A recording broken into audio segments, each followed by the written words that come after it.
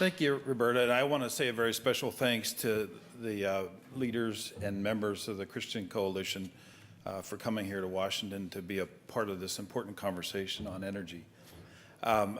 Hearing Senator Lugar speak, and I wanted to say something about where we are as a nation. There's some question about why we can't get things done. People like Senator Lugar are willing to stand up and suggest a pathway forward to break the gridlock and to find real solutions to the pressing problems of this country. And you should be aware that he's coming up for re-election, and there's going to be a real effort to overthrow him, to put someone who is not willing to work together, not willing to compromise, not willing to find solutions. And I frankly find that deeply troubling. When I stand before the flag and pledge allegiance, it's to one nation under God, indivisible. And that indivisible thing is really important to me. It's about us working together to solve problems. And it's been my experience in life that America works best when we work together, and we work poorly when we divide. And right now we're a very divided nation, and one that can't solve its fundamental problems. And so it's with that feeling that I say thank you, Roberta, for your great leadership and willing to step forward and take a controversial position within the conservative Christian community and say it's time for a new energy policy. So my hat is off to you for being courageous and being willing to reach across and find partnership with us. I personally come to this from a perspective of faith and also a perspective of family. I have 3 daughters and 3 grandsons now, and so for me it's a family value issue as well as an issue of faith, and also an issue as an American. I'm very concerned about our nation and its future because I'm concerned about what we're doing on energy policies. I believe there's some basic tenets that we ought to consider when we think about energy broadly. One is that we ought to be self-sufficient, that we ought to find energy in America to solve our problems and not be dependent upon these dictators from the Middle East and from other parts of the world. I also believe that we ought to pay as we go, that we should not put it on the credit card and give it to our kids. We're subsidizing oil, for example, at a rate of about $4 billion a year. Over the next 10 years, we'll put $40 billion in debt, which when our kids pay it back will be about $80 billion for our gasoline. That's crazy. And that's not the whole of it. There's a lot more to it, and I'll talk more about that. But we need to pay as we go. And I also think that we have an obligation to protect human and natural environments, and to make sure that whatever we do, whatever developments we take, that we take every step we can to protect the human and natural environment.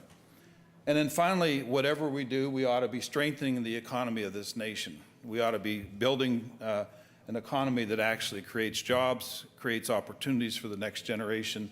I spend a lot of time on college campuses, and I hear voices from college students saying, where are the jobs? Where are the opportunities? And we're exporting our jobs as we're importing oil.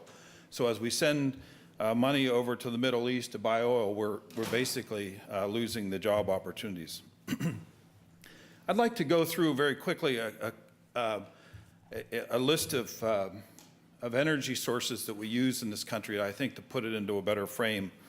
Oil is certainly the big one that we're focused on at this stage, but we also are looking increasingly to natural gas as our solution. I think Senator Lugar spoke to that a bit. 50% of our energy comes from coal, and there are issues with that. And of course, about 20% of our energy in the United States, we have about 103 nuclear reactors that are operating right now in the U.S., and so we have a dependence that's somewhere close to 20% on nuclear, and about 10% in renewables, and we have opportunities in efficiency, as Senator Lugar mentioned earlier. Let me share a few things about the oil problem, though, because I think that's a very significant problem at this moment. We've had 8 presidents who have promised us that they're going to end our addiction to foreign oil. I don't know if you saw Jon Stewart's show, but he made a big joke about that. Why can't we get off of foreign oil? And unfortunately, we have yet another president who has promised to do just that, and we'll wait and see if that happens. A couple of statistics I'd like to share with you. In 2006, the Council on Foreign Relations released a report entitled National Security Consequences of U.S. Oil Dependency, which warned the lack of sustained attention to energy issues is undercutting American foreign policy and U.S. national security. Major energy suppliers from Russia, Iran, and Venezuela have increasingly able and willing to use their energy resources to pursue their strategic and political objectives, the report warned. Failed energy policies are making us not only more vulnerable politically, but also economically unstable. In a recent analysis by the National Defense Council Foundation, they found that $41 billion annual defense expenditures are made in the U.S. to protect the flow of Persian Gulf oil. They also warned that we've lost 828,000 jobs in the United States by our annual dependence on this foreign oil.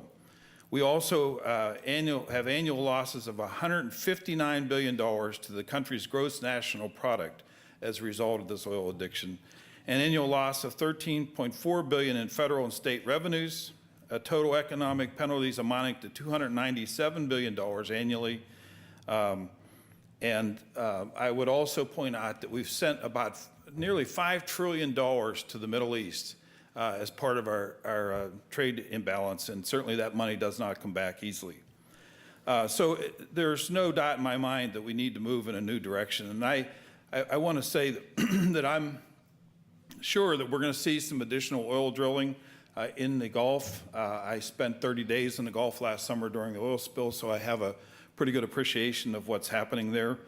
But I believe we'll see some more development there. We'll probably see some other coastal development around the country as a result of the needs for additional oil. We may see some in the Arctic region. We're not sure about that because of the risk involved.